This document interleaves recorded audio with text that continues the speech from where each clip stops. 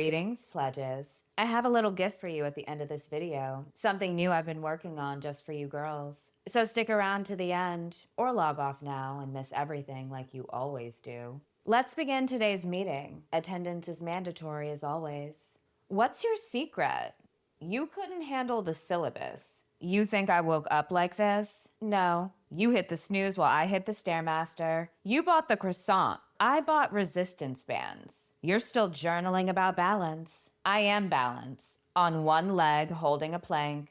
They want the story to be cute. They want to believe I'm just naturally tiny. They want me to say, I just walk my dog and eat intuitively. Because the minute I tell the truth, that I count, track, agree, measure, and decline dinner invites like a second job, their whole fantasy collapses. They don't want my discipline. They want my DNA. They want to believe I was issued this body by the universe because admitting I built it would require admitting they haven't built anything. So when I tell them I work out every day, that's obsessive. When I say I don't snack, that's sad. When I say sometimes I weigh my food, that's scary. No, sweetheart, that's effective. They want me to be the exception so they can stay the excuse. They need me to be a miracle, not a manual. Because if I'm proof that routine beats luck, then suddenly they're accountable. And that's the real horror story. Let them call it toxic. Let them diagnose me from the couch. I'll be over here committing crimes of consistency. You can keep your comfort. I'll keep my collarbones. An influencer posted a cheat meal, burger, fries, no bun, and the internet lost its mind. Suddenly it's toxic, disordered,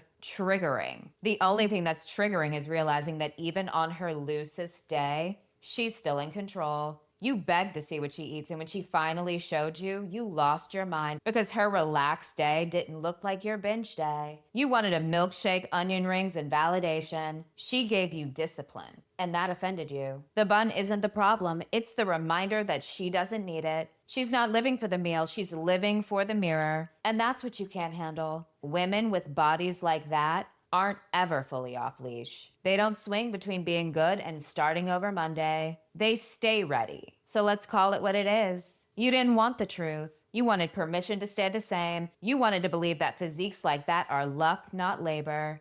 But shredded women aren't born. They're built. And even their cheat meals have rules. And it's not just about what women eat. It's not just, what do you do for workouts? What do you eat in a day? Now it's, have you had work done? Is that your real nose? Are those your real cheeks? Suddenly, every woman with a symmetrical face has to provide her medical history for your mental health. But here's the question. How does knowing she had a nose job fix your face? How does knowing she got filler realign your jawline? How does knowing the exact CCs in her BBL heal your dysmorphia? It doesn't. You're not looking for answers. You're looking for reasons to dismiss her beauty so you don't have to confront the fact that she did something you won't do. She hated her nose, so she fixed it. You hate your nose, and now we have to listen to you complain about it every day. And before you say, well, it's unfair she doesn't disclose. Unfair to who? The girl who wants to shame her for getting the exact procedure that's been available to everyone for the past 20 years? Surgery isn't a secret society. It's on Google.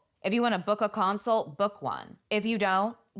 But stop punishing women who made a different decision than you. Because let's be honest, only a woman who doesn't like the way she looks is obsessed with finding out how another woman looks the way she looks. And don't act like this is about honesty. It's about ammo. You want her to admit she's had work done so you can say, oh well, it's fake. See, it's not natural. I'd look like that too if I had surgery. Would you? Because the last I checked, you do have access to surgery. You have access to skincare. You have access to food. You have access to a gym. And you have access to Google. You just don't have the discipline and you don't have the follow through. Let her be beautiful. Let her be fake. Let her be real. Let her be both. She doesn't owe you a confession. She doesn't owe you transparency, and she doesn't owe you relatability. If her face threatens you that much, maybe it's time to log off and book the appointment. Or stay mad. Either way, she's still hot. You don't owe her your scent, or your lip combo, or your serum, your stylist, your surgeon, or that boutique where you found that cropped blazer that fits just right.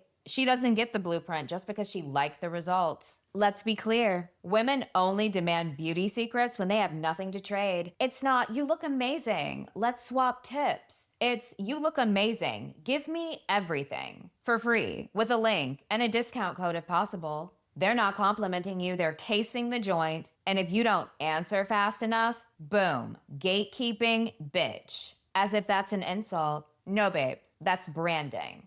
The girl with chipped nails and a tote full of excuses wants your skincare routine. The one who hasn't washed her hair in 4 days wants your perfume. The one in clearance rack leggings wants to know which Pilates studio got you snatched. And when it doesn't work for her, suddenly you're the scam. Her serum broke me out. Her perfume doesn't even smell good on me. I tried her routine. It didn't work.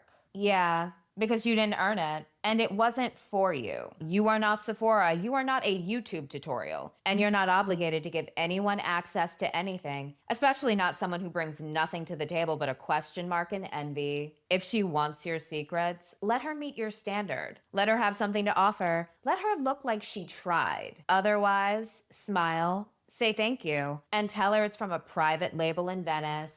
You forgot the name. And no, they don't ship. The same women who demand your routine are the first ones to say, oh, well, I'm not doing all of that. Okay, but all that is what separates your look from theirs. You say your perfume is $400. Now you're unrelatable. You tell them your calorie range, and now you don't eat enough. Do I not eat enough? Or are you just eating too much to look like me? And when you do tell the truth, they call it toxic. They call it obsessive. They call it unattainable. Because they know they won't do it, and now they need you to be the villain so they can stay the victim. Gatekeeping isn't mean, it's maintenance. Because when you don't gatekeep, you get flooded, you get copied, you get diluted, you get attacked. You give away your process to people who aren't even ready to receive it, and then they call you toxic when it doesn't fit into their lazy little lifestyle. When you don't gatekeep, you spend your life explaining yourself to people who have no intention of rising to your level. You teach women who aren't even listening. You share with women who can't even respect it. And when too many women stop gatekeeping, standards die. Discipline becomes dangerous. Fitness becomes triggering. Excellence becomes elitist. Everyone ends up in the same outfit, and beauty becomes something you're supposed to apologize for. The ritual gets mocked, the effort gets erased, and the lazy get loud. That's what happens when you stop protecting what works. So no, not everyone gets the ritual. Not because it's a secret, but because it's sacred. And sacred things do not belong in comment sections and casual conversation. Gatekeeping is spiritual hygiene. It's a velvet rope for your energy. It's the difference between being admired and being devoured. So the next time she asks what you do, just say it wouldn't work for you. It requires effort. So yes, not everything is for public consumption, and some things are private, earned, protected. I have a special message for you girls still watching, because I know the economy is economying, and access shouldn't be out of reach. I've just opened up new membership tiers on Patreon, because I know times are tight and secrets are expensive. You can now join the sorority for just $5 a month. All 3 tiers, 5, 10, and 15, get you full access to the vault. That's 40 plus videos already waiting for you inside. If you've been circling the gates, this is your sign to step in. And if you've been here holding the line with me at $10, thank you. Some of you will stay, some of you will upgrade. I trust you to choose what's right for you. Where have I been? Gatekeeping on Patreon. Meeting adjourned.